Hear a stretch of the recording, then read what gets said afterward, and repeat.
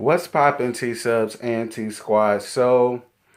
I'm here to give y'all the very first premiere episode of the premiere season, rather, of the Come Up Miami. This was season one, episode one, Dirty 30.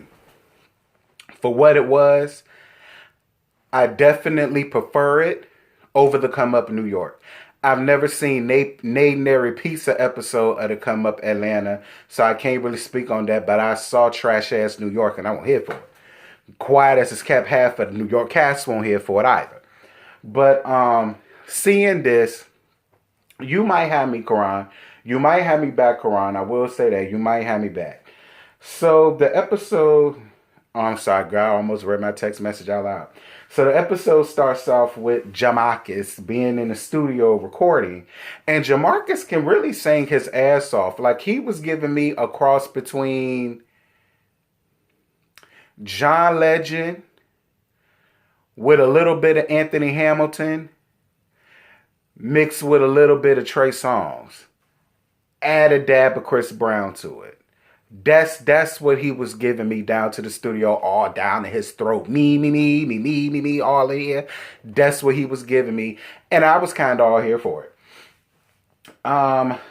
So he and his producer, who turns out to also be his best friend, they decided to take a little 15 and they get to talking a lot of gagging, and Jamarcus is telling us more about himself that I already knew about from the Meet the Cast. So it really wasn't that much to talk about there. But he mentions Jamal inviting him to his birthday / ball. And he invites his producer friend as well. Listen, I guess if he said that you could have a +1, that's one thing. But what I don't like to do is invite people to something that I've been invited to before I get the okay to invite them. And I understand that's your best friend or whatnot, but you from down south, you know about Southern hospitality. Give a bitch a heads up. But it looked like you showed up to the party by yourself. So Jamal probably told you, nah, hell nah, I only got enough room for a certain amount of people. COVID is going on and we ain't got no kind of time for that. I could be wrong. Jamarcus, hit me up down to the comments. So Miles Spears is setting up for his YouTube, which he really loves doing. And he also is a cam boy. Like I said, it wasn't much to talk about with that I didn't already talk about today earlier on the Meet the Cast. So if you want to know more about the backstory, I suggest y'all hoes go on ahead and look at the Meet the Cast and you can get the backstory. But it looks like he does do a lot of things on YouTube. He's showing you girls how to scroll up your blunts. Look like maybe makeup tutorials or how to put nail polish on your fingers or something like that. It look like you do mukbang / mukbangs and things of that sort. So I was here for that. So then we get to Bam Bam. Lord, my whole mood just changed getting to her. Like, Bam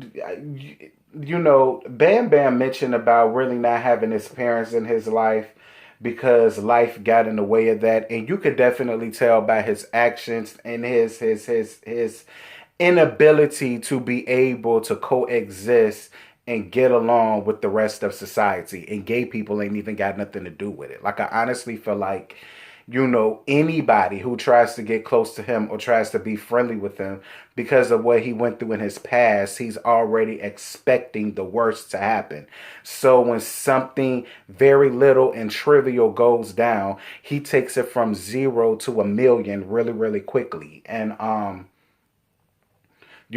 Bam, this is already episode 1 of your very first season, and I already don't have to have you, and we gonna get down to why down to the end of this. I really couldn't care less about what you and your other stripper friend was talking about because y'all won't talk about much, and it may have been much to y'all, but y'all won't talk about much to me.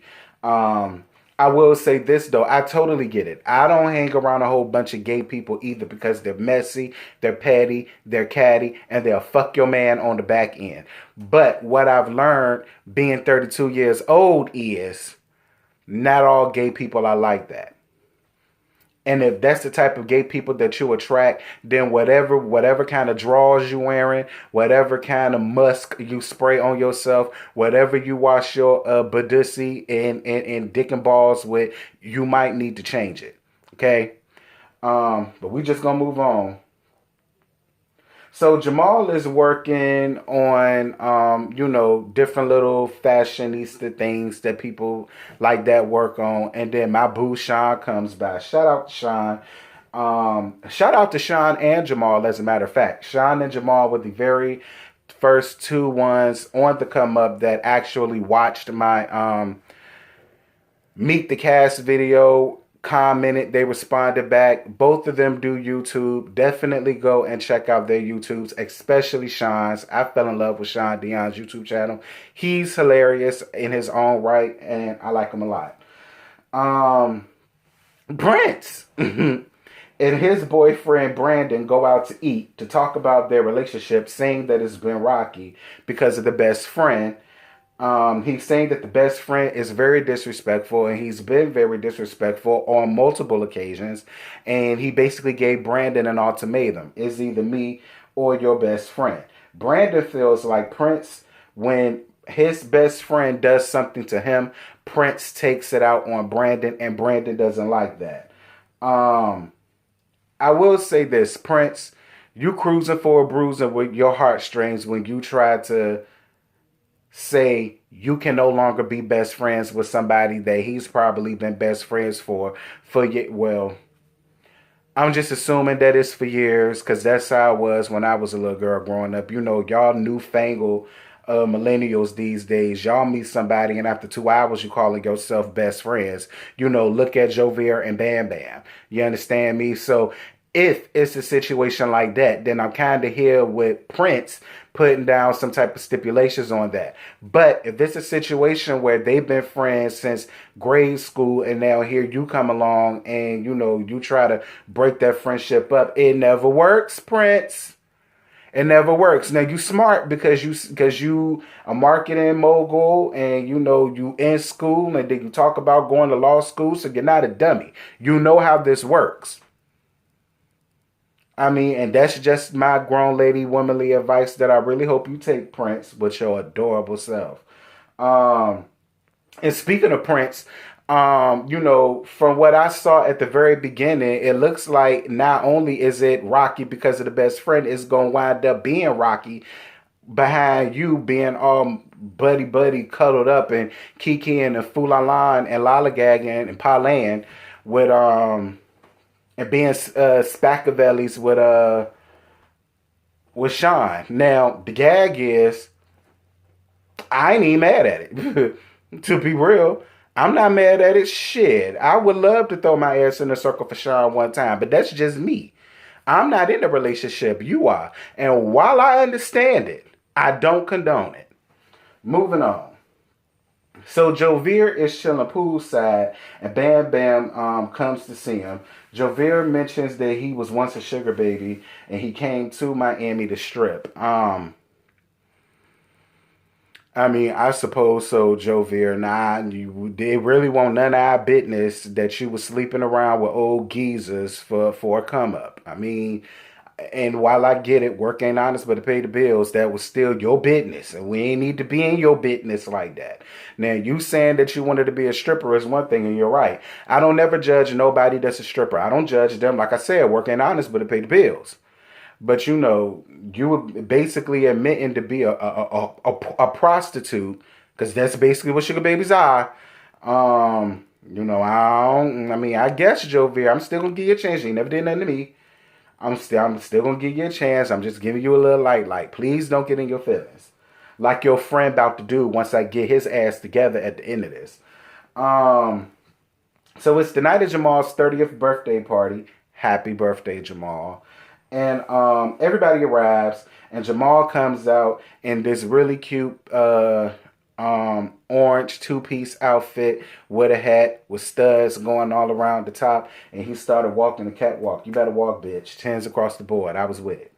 So Sean comes over to, this is where the dislike for Bam Bam came in at. So Sean comes over to introduces himself to Bam Bam, and he asks Bam Bam what his real name is. So he tells him that his name is Elvis, like he told us. So Bam Bam says, well, I guess from now on, I'm going to just call you by your name. And he felt uncomfortable with that. And then he just kept avoiding Sean for the rest of the night.